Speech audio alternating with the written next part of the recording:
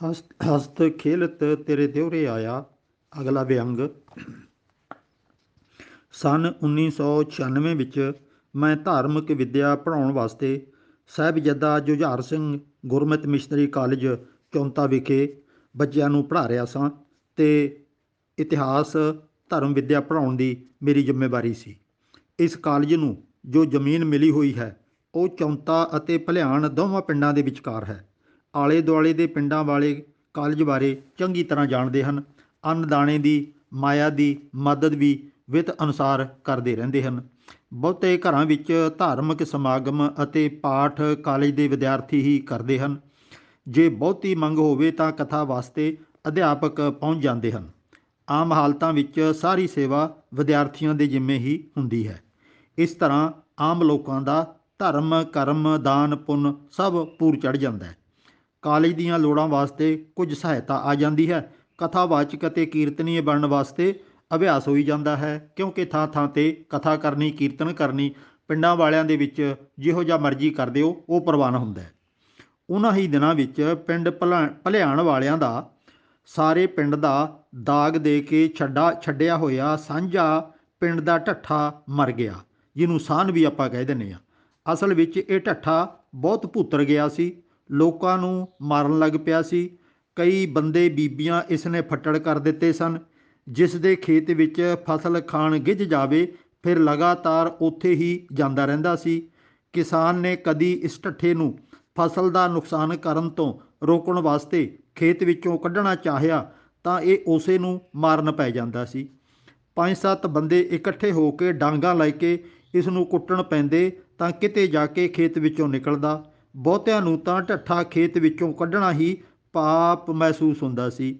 ਬਹੁਤ ਸਾਰੇ ਮਾਈ ਭਾਈ ਪਿੰਡ ਵਿੱਚ ਭਲਵਾਨੀ ਗੇੜਾ ਲਾ ਰਹੇ ਢੱਠੇ ਨੂੰ ਗਊ ਦਾ ਜਾਇਆ ਜਾਣ ਕੇ ਆਟੇ ਦੇ ਪੇੜੇ ਅਤੇ ਬਚੀਆਂ ਹੋਈਆਂ ਰੋਟੀਆਂ ਵੀ ਸ਼ਰਧਾ ਨਾਲ ਛਕਾਉਂਦੇ ਸਨ। ਇਸ ਤਰ੍ਹਾਂ ਦਾ ਪੁੰਨ ਕਰਕੇ ਸੁਰਗ ਵਿੱਚ ਆਪਣੀ ਥਾਂ ਬਣਾ ਰਹੇ ਸਨ ਅਤੇ ਢੱਠੇ ਦੇ ਰਾਹੀਂ ਆਪਣਾ ਟਿਕਟ ਬੁੱਕ ਕਰਾ ਰਹੇ ਸਨ ਸੁਰਗ ਜਾਣ ਵਾਸਤੇ। ਹੋਰ ਕੋਈ ਚਾਰਾ ਨਾ ਵੇਖ ਕੇ ਕਿਸੇ ਅੱਖੜ ਸੁਭਾਅ ਵਾਲੇ ਬੰਦੇ ਨੇ ਇਸ ਢੱਠੇ ਨੂੰ ਪੁਚਕਾਰ ਕੇ ਕੋਈ ਜ਼ਹਿਰੀਲੀ ਚੀਜ਼ ਖਵਾ ਦਿੱਤੀ। ਕਈਆਂ ਦਾ ਕਹਿਣਾ ਸੀ ਕਿ ਆਟੇ ਦੇ ਪੇੜੇ ਵਿੱਚ ਸਲਵਾਸ ਦੀਆਂ ਗੋਲੀਆਂ ਖਵਾਈਆਂ ਗਈਆਂ ਹਨ। ਗੱਲ ਕੀ, ਪਿੰਡ ਦੇ ਰਾਜੇ ਗਊ ਦੇ ਜਾਏ ਢੱਠੇ ਦੀ ਮੌਤ ਹੋ ਗਈ। ਸਾਰੇ ਪਿੰਡ ਦੇ ਲੋਕਾਂ ਨੂੰ ਗਹਿਰਾ ਸਦਮਾ ਪਹੁੰਚਿਆ। ਸੋਗ ਦੀ ਲਹਿਰ ਫੈਲ ਗਈ। ਤਰ੍ਹਾਂ ਤਰ੍ਹਾਂ ਦੀਆਂ ਅਫਵਾਹਾਂ ਉਡੀਆਂ ਕਿ ਇਸ ਪਾਪ ਦਾ ਫਲ ਪਿੰਡ ਵਾਲਿਆਂ ਨੂੰ ਕਦੀ ਨਾ ਕਦੀ ਜ਼ਰੂਰ ਭੁਗਤਣਾ ਪਵੇਗਾ। ਸਾਰੇ ਪਿੰਡ ਦੇ ਨੌਜਵਾਨਾਂ ਨੇ ਰਲ ਕੇ ਬਹੁਤ ਡੂੰਘਾ ਖੱਡਾ ਪੁੱਟਿਆ।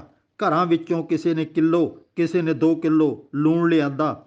ਪੂਰੇ ਸਤਿਕਾਰ ਸਹਿਤ ਢੱਠੇ ਨੂੰ ਟੋਏ ਵਿੱਚ ਉਤਾਰਿਆ। ਫਿਰ ਲਾਸ਼ ਉੱਤੇ ਮਣਾ ਮੂੰਹੀਂ ਲੂਣ ਸੁੱਟਿਆ ਗਿਆ। ਕਫਨ ਲਈ ਚਾਦਰਾਂ ਫੁਲਕਾਰੀਆਂ ਉੱਤੇ ਪਾਈਆਂ ਗਈਆਂ। ਉੱਪਰ ਮਿੱਟੀ ਪਾਉਣ ਤੋਂ ਪਹਿਲਾਂ ਅਰਦਾਸ ਕਰਾਈ ਗਈ। ਇਉਂ ਸਾਰੇ ਦਿਨ ਦੀ ਸ਼ਰਧਾ ਵਾਲੀ ਸਖਤ ਮਿਹਨਤ ਤੋਂ ਬਾਅਦ ਢੱਠੇ ਦਾ ਸਰੀਰ ਦਫਨ ਕੀਤਾ ਗਿਆ। ਇਸ ਢੱਠੇ ਦੀ ਮੁਕਤੀ ਵਾਸਤੇ ਕਾਲਜ ਦੇ ਵਿਦਿਆਰਥੀਆਂ ਨੇ ਪਿੰਡ ਵਾਲਿਆਂ ਦੀ ਇੱਛਾ ਮੁਤਾਬਕ ਅਖੰਡ ਪਾਠ ਰੱਖਿਆ। ਸਾਰੇ ਪਿੰਡ ਦੇ ਸ਼ਰਧਾਵਾਨ ਸਿੱਖਾਂ ਨੇ ਤਿਲ ਫੁੱਲ ਵੀ ਅਰਪਣ ਕੀਤੇ ਅਤੇ ਖੂਬ ਸੇਵਾ ਵਿੱਚ ਹਿੱਸਾ ਪਾਇਆ। ਭੋਗ ਦੇ ਸਮੇਂ ਕਾਲਜ ਦੇ ਵਿਦਿਆਰਥੀਆਂ ਨੇ ਵੈਰਾਗਮਈ ਸ਼ਬਦਾਂ ਦਾ ਕੀਰਤਨ ਕੀਤਾ। ਉਹਨਾਂ ਨੇ ਅਰਜ਼ ਕੀਤੀ ਸੀ ਕਿ ਕਥਾ ਵੀ ਜ਼ਰੂਰ ਕਰਨੀ ਹੈ। ਸਾਰੇ ਵਿਦਿਆਰਥੀ ਅਤੇ ਸਾਰਾ ਸਟਾਫ ਹੱਥ ਖੜ੍ਹੇ ਕਰ ਗਿਆ ਕਿ ਢੱਠੇ ਦੇ ਮਰੇ ਤੋਂ ਭੋਗ ਸਮੇਂ ਕਿਸ ਤਰ੍ਹਾਂ ਦੀ ਕਥਾ ਕਰੀਏ। ਖੈਰ, ਇਹ ਜ਼ਿੰਮੇਵਾਰੀ ਮੈਂ ਆਪਣੇ ਉੱਤੇ ਲੈ ਲਈ। ਨਿਸ਼ਚਿਤ ਸਮੇਂ 'ਤੇ ਪਹੁੰਚ ਕੇ ਮੈਂ ਨਵੇਕਲੇ ਢੰਗ ਨਾਲ ਇਸ ਸ਼ਬਦ ਦੀ ਕਥਾ ਕੀਤੀ। ਇਹ ਸ਼ਬਦ 524 ਪੰਨੇ 'ਤੇ ਸੁਭਾਏਮਾਨ ਹੈ। ਕਬੀਰ ਜੀ ਦਾ ਉਚਾਰਨ ਕੀਤਾ ਹੋਇਆ ਹੈ। ਚਾਰ ਪਾਂਵ ਦੋਏ ਸਿੰਘ ਗੁੰਗ ਮੁਖ ਤਬ ਕੈਸੇ ਗੁਣ ਗਈ ਹੈ। ਊਠਤ ਬੈਠਤ ਠੇਂਗਾ ਪੜ ਹੈ ਤਬ ਕਤ ਮੂੰਡ ਲੁਕਈ ਹੈ। ਹਰ ਬਿਨ ਬੈਲ ਬਿਰਾਨੇ ਹੁਈ ਹੈ। ਫਾਟੇ ਨਾਕਨ ਟੂਟੇ ਕਾਂਦਨ ਕੋ ਦਊ ਕੋ ਭਸ ਖਈ ਹੈ। ਰਹਾਉ ਸਾਰੋ ਦਿਨ ਡੋਲਤ ਬਨ ਮਹੀਆ ਅਜੂ ਨ ਪੇਟ ਅਗਈ ਹੈ। ਜਨ ਭਗਤਨ ਕੋ ਕਹੋ ਨ ਮਾਨੋ ਕੀਓ ਆਪਣੋ ਪਈ ਹੈ। दुख सुख करत महाप्रम बूढ़ो, अनक जोन परमई है। रतन जन्म खोयो प्रभ बिसर्यो, ए अवसर कत पाई है। भ्रमत फिरत तेलिक के कप ज्यों, गत बिन रैन बिहाई है। कहत कबीर राम बिन, कहत कबीर राम नाम बिन, मूंड तुने पछतई है। इस शब्द का संखेप सार। नगर निवासियों, सतसंगियों, फतेह प्रवान करनी। सारे पिंड वासियों ने एक ढट्ठा यानी कि बलद मरण ते बहुत दुख मनाया है। उस दी आत्मा की शांति वास्ते अखंड पाठ भी तुसीं कराया है। उस जानवर का तुहानूं बहुत दुख महसूस होया। कदी अपने आले दुआले मनुखों का भी फिक्र किया है तुसीं? गरीबी है, अनपढ़ता है, बीमारियां हैं, कदी इस पक्ष वल भी ध्यान दिता है? बहुत सारे बच्चे यतीम ने, बीबियां विधवा हैं, उधर भी कदी ध्यान दिओगे? ਤੁਹਾਡੇ ਘਰਾਂ ਵਿੱਚ ਜ਼ਿੰਦਗੀ ਦੀਆਂ ਪੂਰੀਆਂ ਸਹੂਲਤਾਂ ਨਹੀਂ ਹਨ। ਧੀਆਂ ਭੈਣਾਂ ਨਾਲ ਜਾਨਵਰਾਂ ਵਰਗਾ ਸਲੂਕ ਕੀਤਾ ਜਾਂਦਾ ਹੈ। ਕਦੀ ਇਸ ਬਾਰੇ ਵੀ ਸੋਚਿਆ ਹੈ? ਸਰਕਾਰਾਂ ਤੁਹਾਨੂੰ ਫਸਲਾਂ ਦੇ ਵਾਜਬ ਮੁੱਲ ਨਹੀਂ ਦਿੰਦੀਆਂ। ਸਰਕਾਰੀ ਹਸਪਤਾਲ ਇਲਾਜ ਨਹੀਂ ਕਰਦੇ। ਸਰਕਾਰੀ ਸਕੂਲ ਉੱਜੜ ਚੁੱਕੇ ਹਨ। ਆਪਣੇ ਸਮਾਜ ਨਾਲ ਹੋ ਰਹੇ ਅਨਿਆਂ ਦਾ ਕਦੀ ਤੁਹਾਨੂੰ ਖਿਆਲ ਆਇਆ ਅੱਜ ਤੱਕ? ਤੁਹਾਡੇ ਪਿੰਡ ਦੀਆਂ ਗਲੀਆਂ ਨਾਲੀਆਂ ਪੱਕੀਆਂ ਕਰਨ ਬਾਰੇ ਕਦੀ ਦਿਮਾਗ ਨੂੰ ਖੇਚਲ ਦਿੱਤੀ ਹੈ? ਪਿੰਡ ਵਿੱਚ ਚੰਗੀ ਲਾਇਬ੍ਰੇਰੀ ਹੋਵੇ, ਡਿਸਪੈਂਸਰੀ ਹੋਵੇ, ਪਸ਼ੂਆਂ ਦਾ ਹਸਪਤਾਲ ਹੋਵੇ, ਇਹਨਾਂ ਜ਼ਰੂਰਤਾਂ ਬਾਰੇ ਕਦੀ ਦਿਮਾਗ 'ਤੇ ਵਜ਼ਨ ਪਾਇਆ ਹੈ? ਬਾਕੀ ਸਾਰੇ ਕੰਮਾਂ 'ਤੇ ਕਦੀ ਪੈਸਾ ਨਹੀਂ ਖਰਚਿਆ। ਇੱਕ ਜਾਨਵਰ ਮਰਨ 'ਤੇ 50,000 ਰੁਪਈਆ ਤੁਸੀਂ ਬਰਬਾਦ ਕਰ ਰਹੇ ਹੋ। ਇਸ ਸ਼ਬਦ ਵਿੱਚ ਸਤਿਕਾਰਯੋਗ ਭਗਤ ਕਬੀਰ ਜੀ ਕੀ ਫਰਮਾਨ ਕਰ ਰਹੇ ਹਨ, ਜਰਾ ਗੌਰ ਫਰਮਾਓ। ਹੇ ਭਾਈ ਜਨੋ, ਪਰਮੇਸ਼ਰ ਦੀ ਯਾਦ ਹਿਰਦੇ ਵਿੱਚ ਵਸਾ ਕੇ ਅਗਰ ਨੇਕ ਇਨਸਾਨ ਨਹੀਂ ਬਣੇ ਤਾਂ ਫਿਰ ਤੁਹਾਡੇ ਵਿੱਚ ਅਤੇ ਬਲਦ ਜਾਂ ਢੱਠੇ ਵਿੱਚ ਕੋਈ ਫਰਕ ਨਹੀਂ ਹੈ। ਜਿਵੇਂ ਬਲਦ ਦਾ ਨੱਥ ਪਾ ਕੇ ਨੱਕ ਪਾੜ ਦਿੰਦੇ ਹਨ, ਗੱਡਾ ਅਤੇ ਹਲ ਖਿੱਚਦੇ ਦਾ ਕੰਨ, ਗਰਦਨ ਦਾ ਉੱਪਰਲਾ ਹਿੱਸਾ ਕੰਨਾ ਛਿੱਲਿਆ ਜਾਂਦਾ ਹੈ। ਖਾਣ ਲਈ ਕੇਵਲ ਸੁੱਕੇ ਪੱਠੇ ਮਿਲਦੇ ਹਨ। ਰਹਾਓ, ਕੀ ਤੁਹਾਡੀ ਜ਼ਿੰਦਗੀ ਇਸੇ ਤਰ੍ਹਾਂ ਤਾਂ ਨਹੀਂ ਹੈ? ਆਪਣੀ ਜ਼ਿੰਦਗੀ ਵੱਲ ਝਾਤੀ ਮਾਰੋ। ਫਰਕ ਇੰਨਾ ਕੁ ਹੈ ਕਿ ਬਲਦ ਦੇ 4 ਪੈਰ ਹਨ, 2 ਸਿੰਗ ਹਨ, ਮੂੰਹ ਤੋਂ ਗੂੰਗਾ ਹੈ, ਬੋਲ ਨਹੀਂ ਸਕਦਾ। ਉਸ ਹਾਲਤ ਵਿੱਚ ਉਹ ਤਾਂ ਰੱਬ ਜੀ ਦੇ ਗੁਣ ਨਹੀਂ ਗਾ ਸਕਦਾ। ਜੋ ਕੰਮ ਉਸ ਤੋਂ ਕਰਾਉਣਾ ਹੈ ਸਾਰਾ ਡੰਡੇ ਦੇ ਜ਼ੋਰ ਤੁਸੀਂ ਕਰਾਉਂਦੇ ਹੋ।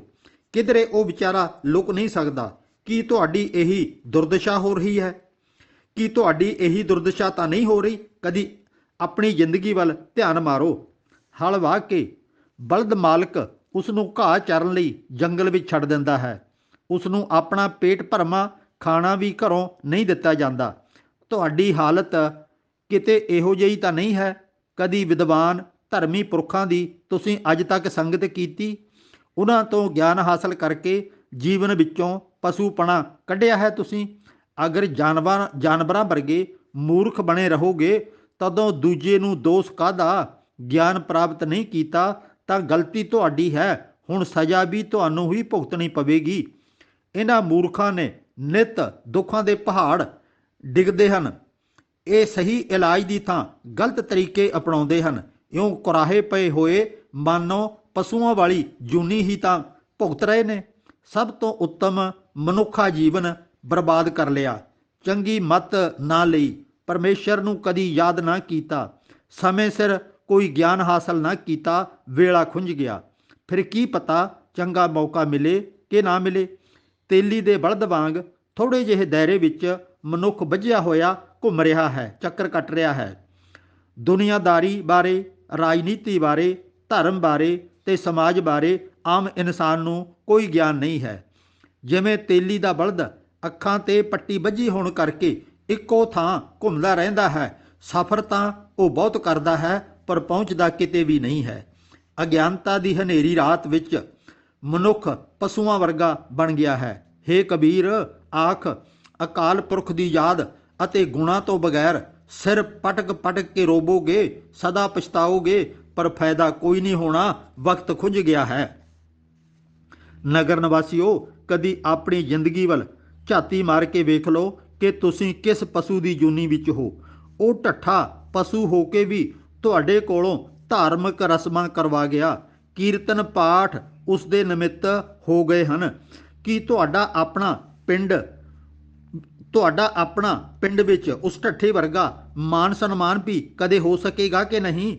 ਸਿਆਣੀ ਉਮਰ ਦਾ ਇੱਕ ਬੰਦਾ, ਸ਼ਾਇਦ ਸਰਪੰਚ, ਸੰਗਤ ਵਿੱਚੋਂ ਉੱਠਿਆ ਤੇ ਹੱਥ ਜੋੜ ਕੇ ਕਹਿਣ ਲੱਗਿਆ, ਗਿਆਨੀ ਜੀ ਬਸ ਕਰੋ ਹੁਣ, ਹੋਰ ਨਹੀਂ ਸਾਤੋਂ ਆ ਤੁਹਾਡੀਆਂ ਖਾਧੀਆਂ ਜਾਂਦੀਆਂ।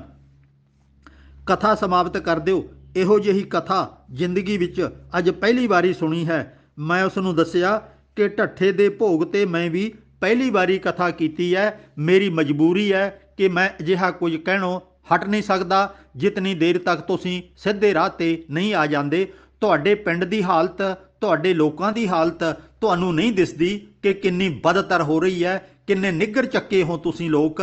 ਪਰ ਤੁਹਾਨੂੰ ਢੱਠੇ ਦੀ ਪੂਜਾ, ਗਾਂ ਦੀ ਪੂਜਾ, ਪਿੱਪਲਾਂ ਬੋੜਾਂ ਦੀ ਪੂਜਾ, ਬਾਂਦਰਾਂ ਸੱਪਾਂ ਦੀ ਪੂਜਾ, ਚੂਹਿਆਂ ਦੀ ਪੂਜਾ, ਮੜੀਆਂ ਤੇ ਕਬਰਾਂ ਦੀ ਪੂਜਾ, ਪਤਾ ਨਹੀਂ ਕਿੰਨੀਆਂ ਕਿੰਨੀਆਂ ਚੀਜ਼ਾਂ ਦੀ ਤੁਸੀਂ ਪੂਜਾ ਕਰ ਰਹੇ ਹੋ। ਪਰ ਆਪਣੇ ਲੋਕ ਤੁਹਾਡੇ ਰੁਲਦੇ ਫਿਰ ਰਹੇ ਨੇ। ਇਨਸਾਨ ਹੋ ਕੇ ਪਸ਼ੂ ਦੇ ਅੱਗੇ ਨੱਕ ਰਗੜੇ, ਮੱਥਾ ਟੇਕੇ। ਲਾਹਣਤ ਹੈ ਇਹੋ ਜਿਹੇ ਇਨਸਾਨ ਅਖਵਾਉਣ ਵਾਸਤੇ। ਤੇ ਸਰਪੰਚ ਅਤੇ ਹੋਰ ਭਰਾਵਾਂ ਨੇ ਮੈਨੂੰ ਛੇਤੀ ਤੋਂ ਛੇਤੀ ਉੱਥੋਂ ਚਲੇ ਜਾਣ ਲਈ ਕਹਿ ਦਿੱਤਾ। ਤੇ ਉਹਨਾਂ ਨੇ ਫਿਰ ਕਦੀ ਮੈਨੂੰ ਮੁੜ ਕੇ ਆਪਣੇ ਪਿੰਡ ਦੇ ਵਿੱਚ ਕਦੀ ਬੋਲਣ ਦਾ ਵਕਤ ਨਹੀਂ ਦਿੱਤਾ। ਤੋ ਆਪਣੇ ਪਿੰਡਾਂ 'ਚ ਆਪਣੇ ਅਜੇ ਤੱਕ ਵੀ ਢੱਠਿਆਂ ਦਾ, ਗਾਵਾਂ ਦਾ ਤੇ ਹੋਰ ਪਸ਼ੂਆਂ ਦੇ ਭੋਗ ਵੀ ਪਾਏ ਜਾ ਰਹੇ ਨੇ, ਕਿਉਂਕਿ ਪੁਜਾਰੀ ਤਬਕੇ ਨੂੰ ਇਸ ਦੇ ਰਾਹੀਂ ਕਾਫੀ ਸਾਰੀ ਇਨਕਮ ਹੋ ਜਾਂਦੀ ਹੈ। ਤੁਸੀਂ ਇਸ ਗੱਲ ਬਾਰੇ ਜਰਾ ਸਾਵਧਾਨ ਹੋਣਾ ਹੈ ਤਾਂ ਕਿ ਅਸੀਂ ਕਿਤੇ ਆਪਣੀ ਜ਼ਿੰਦਗੀ ਨੂੰ ਸੁਧਾਰ ਨਾ ਸਕੀਏ ਤੇ ਪਸ਼ੂਆਂ ਵਾਸਤੇ ਪਾਠ ਅਤੇ ਅਰਦਾਸਾਂ ਕਰਦੇ ਰਹੀਏ। ਆਖੋ ਸਤਨਾਮ।